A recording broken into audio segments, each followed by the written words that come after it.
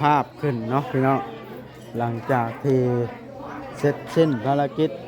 ไปส่งสการให้ทางหลานพี่น้องเลย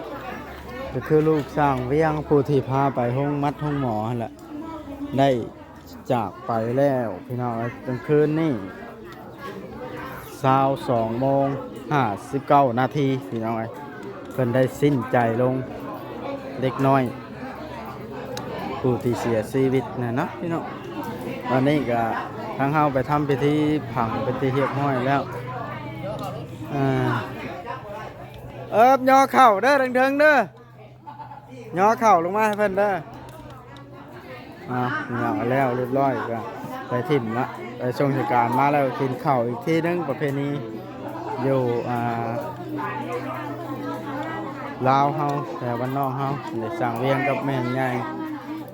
แล้วก็นั่งอุกใจเลยเอาพระมา2 องค์พี่น้องเลย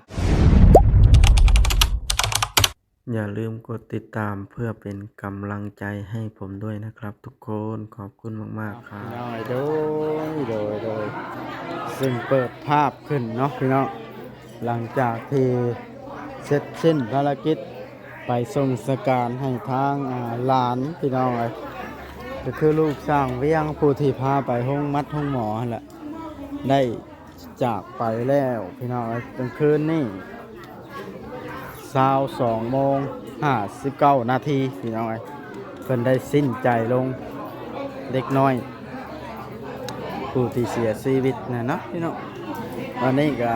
ทางเฮาไปทำพิธีผังเป็นที่เรียบร้อยแล้วย่อเข่าเด้อเดิงๆเด้อย่อเข่าลงมาให้เพิ่นเด้อย่อแล้วเรียบร้อยก็ไปถิ่มละไปส่งราชการมาแล้วกินข้าวอีกทีนึงประเพณีอยู่ลาวเฮาแต่วันนอกเฮาได้สั่งเวียงกับแม่ใหญ่แล้วก็นั่งอุกใจเลยเอาพระมา2 องค์พี่น้องเลยสบายดีเด้อสั่งเวียงเด้อสบายดีย่า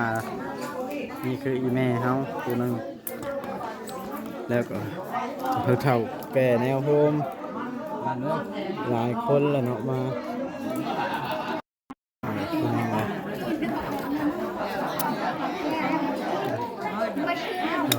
ทางญาติพี่น้องย่อเข่าย่อน้ำแล้วบาดพี่น้อง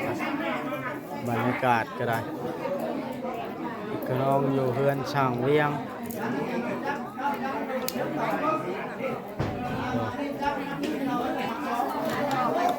มีการเห็ดเลยดิ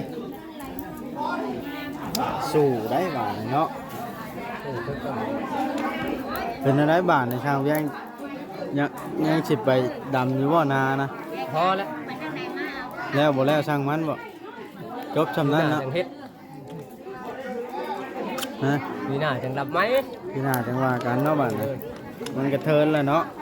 เบิดกำลังใจแล้วเนาะเบิดกำลังใจแล้ว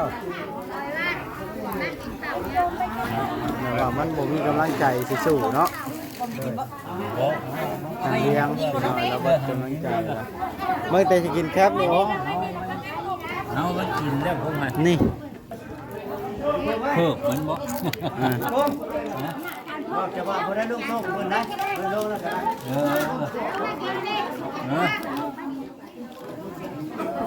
จังหน่อยเอาสิเมื่อส่งพี่น้องเบี้ยวัดกระล่างน้อง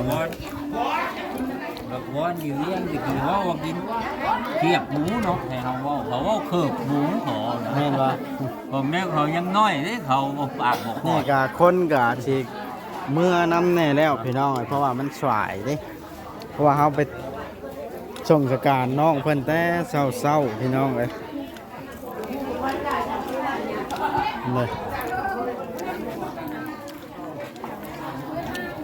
เอาไปส่งสการเพิ่นแต่เศร้าแล้วก็สร้างต่อกับมานำมาหนึ่งพี่น้องมาส่งสการเพื่อนสบายดีเด้อมาอยู่ครับสบายดีกับน้องชาวเนยลูกป้าแต๋วกับมาน้องป้าแต๋วเด้ป้าแต๋วกับมาบ่แล้วกับลุงคำดีพร้อมลุงคำดีสบายดีมาคือกันพี่น้องไหม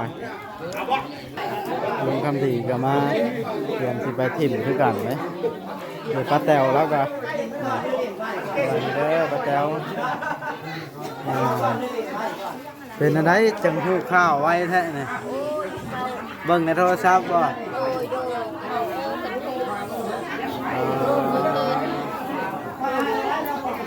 โดยท่านจะเช่าอาจารย์ท่านตัวท่านเอาเลยจักเนาะ หมอได้ค่อยไปคงได้เช่าดิให้มันแล้วบันเทิงกินข้าวกินข้าวกันได้นี่พี่น้องอาหารการกินนะนี่อาหารการกินแล้วกินไปมันเตรียมยังบ่ทันเด้อพี่น้องเด้อเด้อสบายดีลุงชุกอูบ้าวได้นี่พี่น้องเฮ้ยยังบ่ได้มีเมียเด้อเพิ่นยังกำลังหานี่ตำมักหุ่งแล้วก็ซีนหมูพี่น้องไอ้ถั่วซีนหมูเมื่อว่าเอาตามพันนี่แล้วมันบ่ทันเอาเลยต่างเวียงพาแขกกินข้าวห้องลุงกำดีกินน้ำลุงเวียง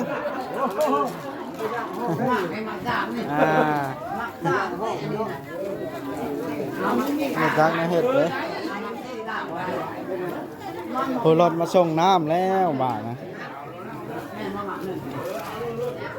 ไปบอกเป็นอันนั้นเอาน้ำมาส่งพี่น้องเอ้ยนี่แหละก็คือแบบนี้แหละพี่น้องเอ้ยทางบ้านนอกเฮามันก็สิเป็นแบบนี้แหละแต่ว่าแค่คู่คนนี่ตอนเช้านี่ศิลาเยอะแต่ว่าเฮายังบ่ได้ถ่ายคลิปมาส่งสการก็ได้เพราะว่ามันบ่ทันได้ถ่ายเนาะมันบ่มีกำลังใจพี่น้องแต่ว่าเฮาตั้งสติอีกอย่างได้ก็ เลยถ่ายพี่น้องเอ้ยตอนนี้แขกบุคคลก็ยังมาให้กำลังใจมาหลิ่นน้ำอันนี้ฮะแต่ว่าเวียกงานก็แล้วล่ะพี่น้องเลยฮะเอาแคบหมูนะให้ลุงกลมน่าขอบใจทอดหนังหมูได้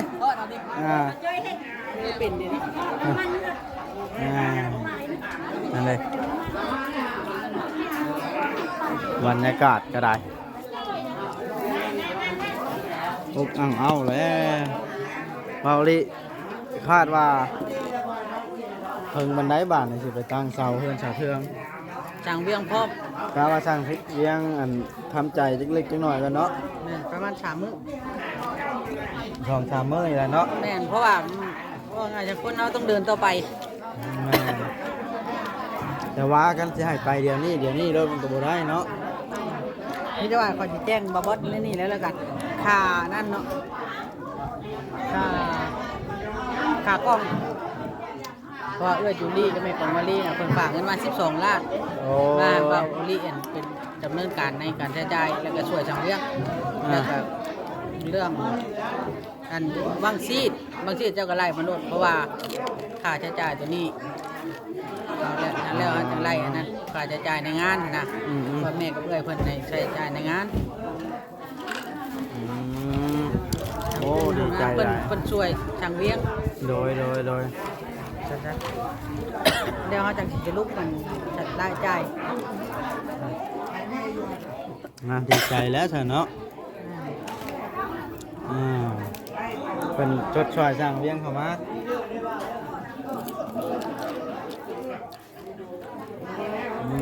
น้อยกินเกี๊ยวหมู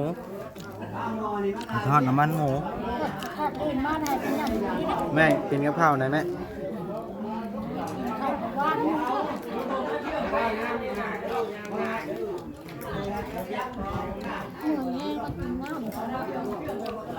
หลายคนอาหารการกินก็เตรียมนี่เนาะ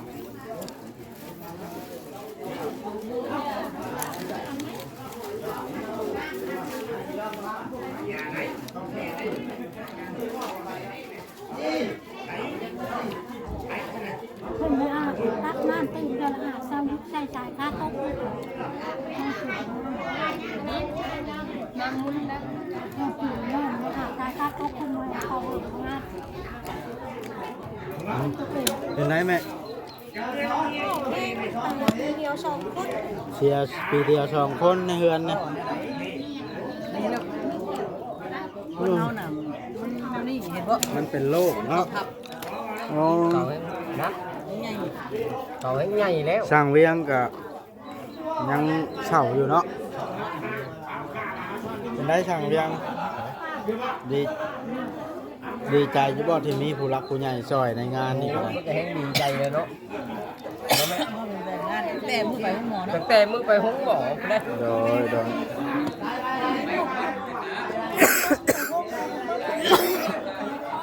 นี่น้ำมันนั่งนี่เดี๋ยวนี้น่ะคือเอื้อยกับแม่เพิ่นตอนดูห้องหมอเพิ่นช่วย4 ล้านตอนนี้น่ะตอนนั้นชอบเพิ่นช่วย12 16 ล้านแล้วเนาะช่วย แล้วล่ะ ช่วย เขาสิไล่เป็นค่าใช้จ่ายที่นั่นที่นี่ล่ะเพราะว่าเขาเอาเงินส่วนที่นั่นน่ะไปซื้อก่อนเด้เดี๋ยวเขาจากสิมาจะลงบัญชีแล้วก็จะขอบคุณเพิ่นทั้งแม่เพิ่นไหนขอบคุณเพิ่นทั้งแม่บ่พร้อมเลยบ่ โดย เบิดครอบครัวเขานี่เลย ว่าคือว่าเป็นซอยชีวิตนี้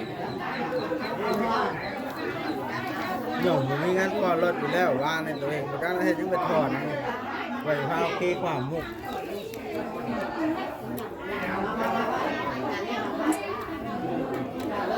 ถามเรียบร้อยแล้วว่า มันข ก วา ว่า งเรียบร้อย ไว้กว่าสิเฮ็ด ไป แม่มันแห้งเล็กน้อยมันหลายแนวเป็น มันน่าบ่ไหวเนาะ สิเราใหญ่จังมันสิเราใหญ่บัดนี้จังบัก เจ้ยเจ้ยเจ้ย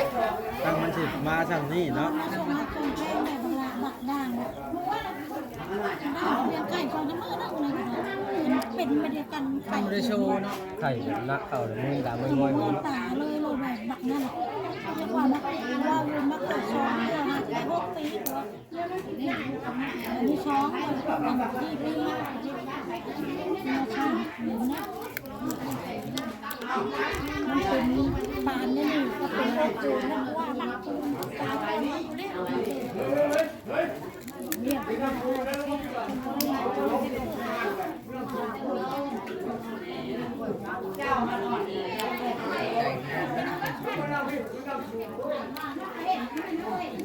เฮ้ยเอาป้าดิ ฮะ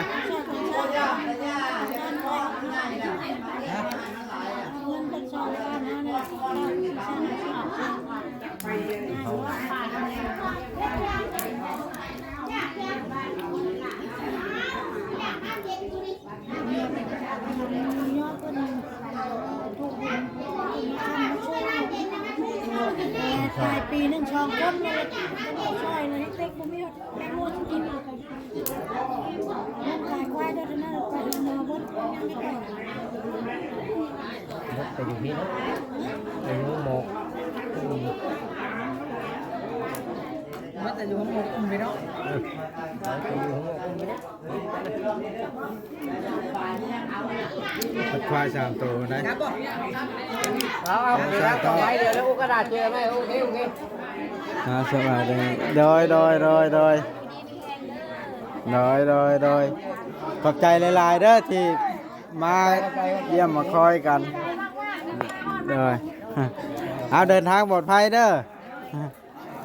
คนละบาทนี่ได้แล้วจังสิไปเยี่ยมทางนั้นโดยหาเวลาก่อน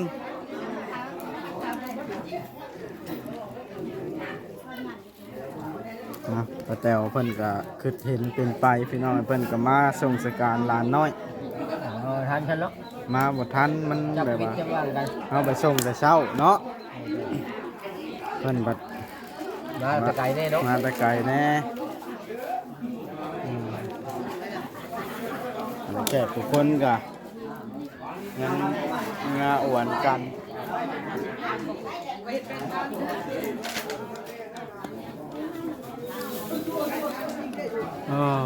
บาทเนาะคาดว่าอีกจักวันช่างเวียงเจ้าติดทำใจขอจักวัน 2 วัน 3 วัน ก่อน3มื้อเนาะ ไปว่าแล้วมันเป็นตั้งมันเป็นจบคนในเป็นตั้งกับไปแล้ว ไปนะบริการวิ่งพอเงี้ยนเครื่องมือเลยไปเก็บของอยู่ให้อยู่นะแล้วก็จะไปซ่อมหัวแล้วก็จะไปเรียบน้ำนะนี่ก่อนสีเฮ็ด พัดคือไป นัดผู้ให้อยู่นะผมให้ได้เข้าไป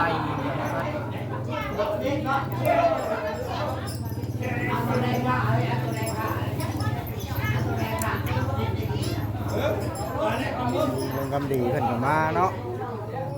มา แล้วแต่ก็มาต่อก็มาพี่น้องมันมาให้กำลังใจกัน พี่ เยี่ยมเลยให้ยาวเลยเอาไว้ไม่ได้น้ำขับเรื่องนึงอ่ะเป็นไงมันยาเด้อเวลาเด้อ เด้อ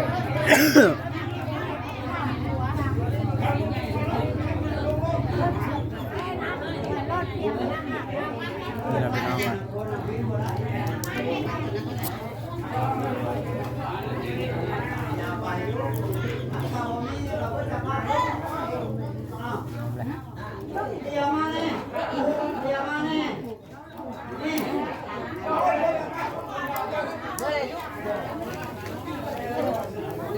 ผมมุกตกใจละลายบ้าง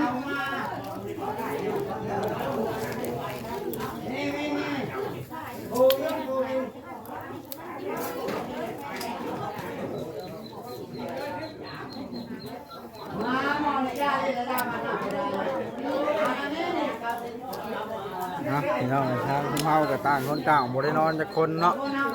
พากันเหงาพี่น้องเลยนี่ละอยู่สวนยางพี่น้องเลยเพิ่น เดี๋ยวก่อนนะปวดทอดนั่งเมื่อไหร่เป็นจิตใจได้เป็นแค่ว่าบ้านแค่เป็นแค่บริเป็นแค่นี้อย่างเป็นแค่บริอย่างไม่ได้อย่างได้ได้เนาะจับแล้วได้ไปได้หาเรากินเลย เอาน้อยคลิปนี้ก็ได้เพราะว่าแจ้งข่าวซีเดอร์สาเหตุที่บ่ได้ไปหาถ่ายงานเนาะหามาทำหลาดย้อนติดงานในเดือนในชานนี่แหละพี่น้องเว้ยนั่นเองแขกทุกคนก็เริ่มเบาบางไปแล้ว เต็มเอาวะให้ไปครับ เริ่มเบาบางแล้วพี่น้องเล่นชื่นมากินแล้วก็เข่า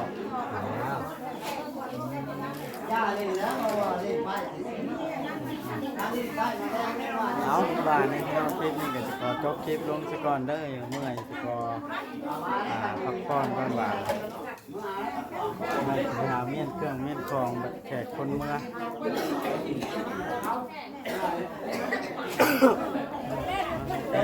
บาย